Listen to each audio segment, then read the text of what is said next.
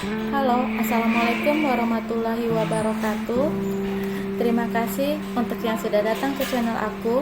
Kalau belum subscribe, tolong jangan lupa di subscribe, kemudian bunyikan lonceng, dan jangan lupa kasih like serta komentar biar aku makin semangat ya. Hanya pengganti. Episode 35.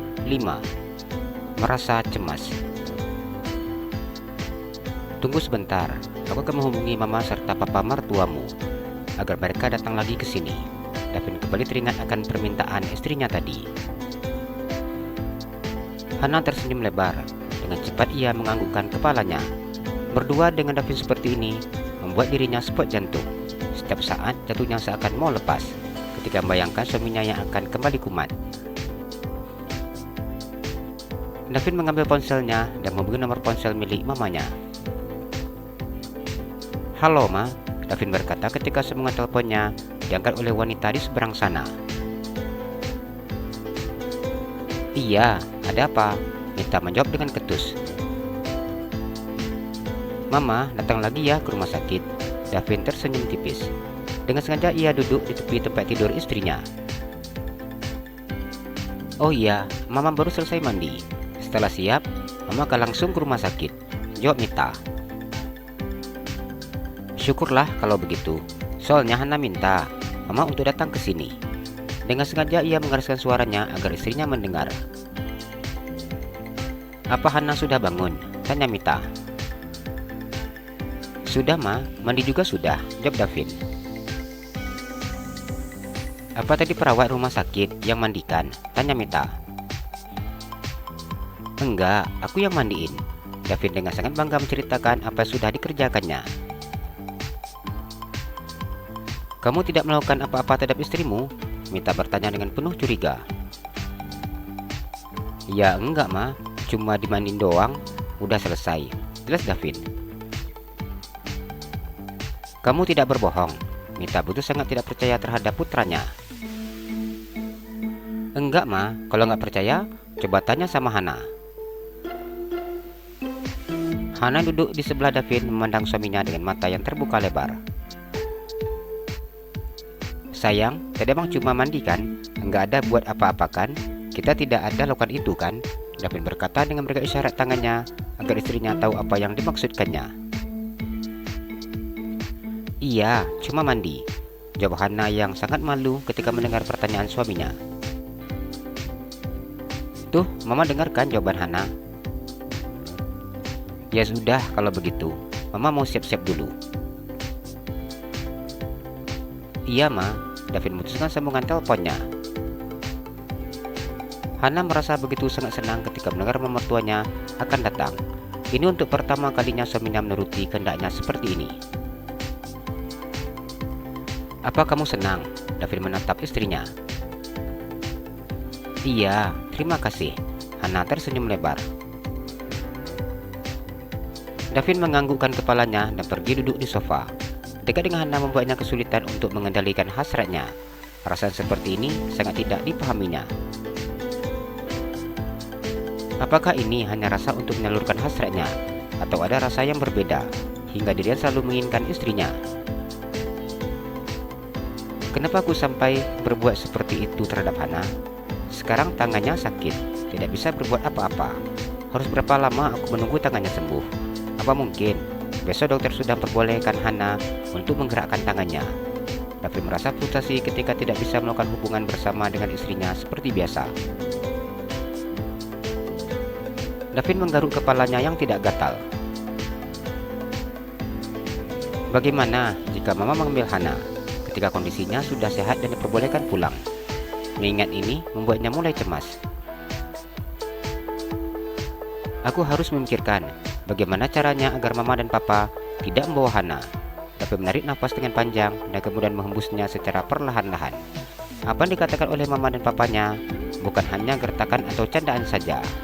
Ia bisa mengetahui bahwa kedua orang tuanya sangat serius dan tidak bermain-main. Apalagi setelah mamanya tahu seperti apa Davin perlakukan istrinya yang jauh dari kata tidak wajar.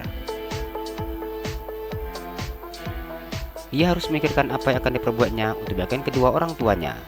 Bila Hana sudah diselamatkan oleh kedua orang tuanya, Sudah pasti wanita itu tidak akan mau lagi untuk kembali kepadanya. Pemikiran ini semua sungguh membuat kepalanya pusing.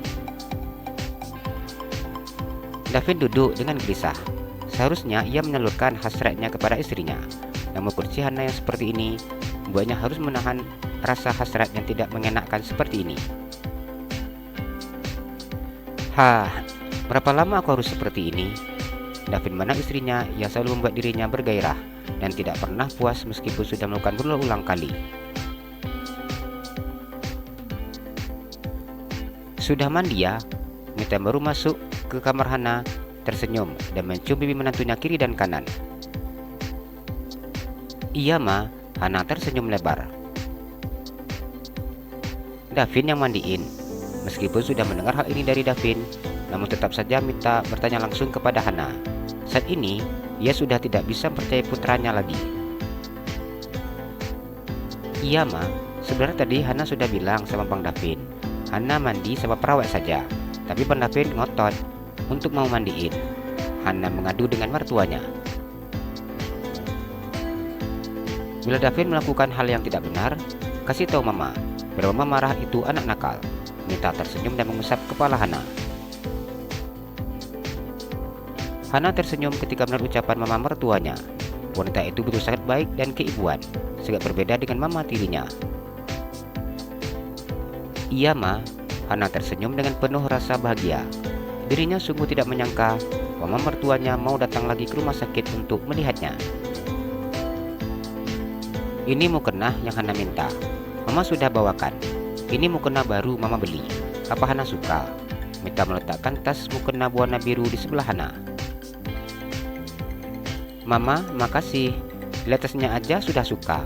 Hana tersenyum lebar ketika melihat mukena di bawah mertuanya. Dari tasnya saja, ia sudah tahu bahwa mukena yang diberikan mertuanya sangat bagus dan cantik. Tadi, Mama juga minta sama Nia untuk bawakan ponsel Hana. Mita memberikan ponsel milik menantunya. Davin sejak tadi hanya diam memperhatikan Mama serta istrinya. Kedua wanita itu begitu sangat akrab. Kenapa aku lupa tadi untuk meminta Nia bawakan ponsel Hana? Terima kasih ya ma. Hana senang ketika melihat ponselnya. Tapi bagaimana bila ia mau membaca pesan yang masuk dari sahabatnya? Apa dokter sudah visit sore ini? Tanya Mita. Sudah ma, jawab Hana. Dokter bilang apa? Kata dokter, bengkaknya sudah berkurang, tapi tetap belum boleh menggerakkan tangan. Hana harus ingat pesan dokter biar cepat sembuh. Untuk sementara, bila perlu apa-apa, kasih tahu saja mama. Hana merasa begitu sangat senang. Tanpa terasa air matanya menetes ketika melihat mama mertuanya sangat peduli dengannya. Mita mengusap air mata Hana yang menetes. Ia bisa memahami seperti apa perasaan Hana saat ini. Hana harus sabar. Batu yang selalu di sisi air hujan bisa berlubang, apalagi hati manusia. Mama yakin dia nanti pasti akan menyayangi dan mencintai Hana. Mita berbisik di telinga Hana. Hana hanya diam saat mendengar ucapan mama mertuanya. Mama mertuanya tidak mengetahui bila anak mereka sangat pandai berakting. Jalan-jalan ke Pekanbaru, jangan lupa beli sepatu. Kalau kamu suka channel aku, please subscribe aku. Terima kasih.